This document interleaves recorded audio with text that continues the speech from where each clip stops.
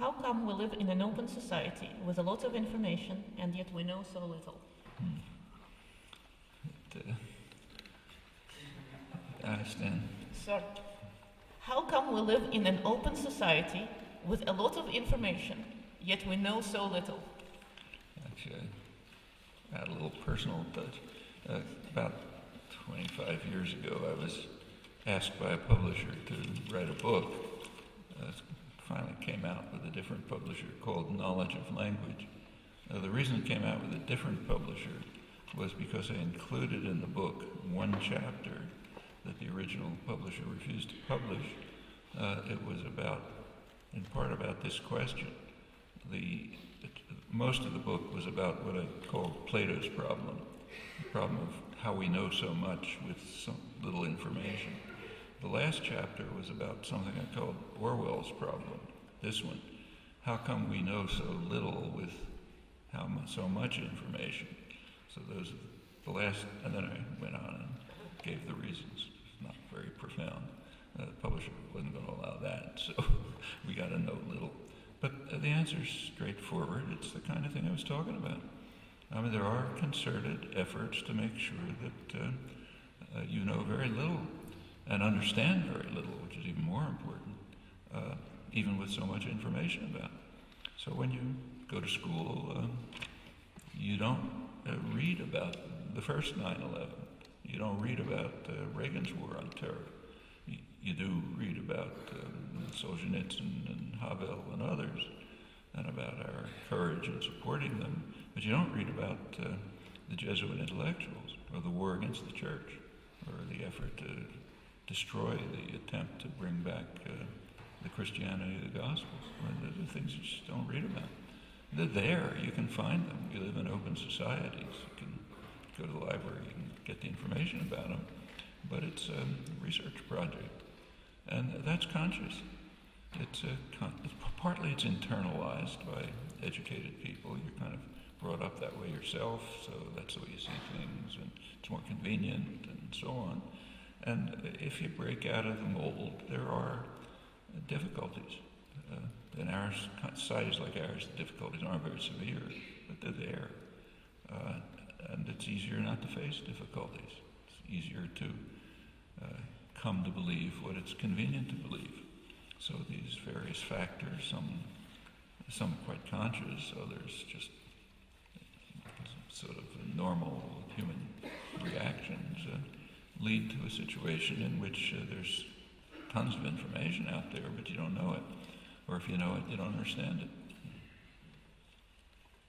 Several people are asking you to express your opinion on WikiLeaks. Well, the WikiLeaks, I'm often asked, do I think Julian Assange was a hero or a devil? I don't think either. I think it's just a person doing his civic responsibility. It's a civic responsibility to help people know and understand what power systems are up to. They don't like it, of course, no matter what power system it is. They'd rather have their workings be secret from the public. But what right do they have to keep their workings secret from the public? Technically, they're supposed to be our representatives. We should know everything they're doing. You can imagine there might be some cases in which information has to be kept, in which there's an argument for keeping information secret. But you have to make the argument. The burden of proof is always on a power system that says this has to be secret. Maybe sometimes they can meet it. So, for example, take the Pentagon Papers, which were a very rich store of information. Dan Ellsberg, who released them, did keep one volume. He did not. There was one volume he didn't give to the press. I was one of the people who distributed the papers. A couple of the friends of his. So we had the volume. I was able to read it, but we didn't give it to the press. I wasn't convinced that was necessary, but it made some sense. The volume was about negotiations, and there were ongoing negotiations. So if you took the negotiations seriously, and frankly I didn't, then it would have, there's an argument for not releasing it. It might disrupt the negotiations. But an argument has to be given. And it's very rare that that burden can be met. It's kind of like the burden that has to be met by any authoritarian or hierarchic institution. It has to justify itself. It's not self-justifying. Take a look at the WikiLeaks. I can't think of anything there that there would be any argument to have suppressed. And there's a lot of interesting material, very interesting.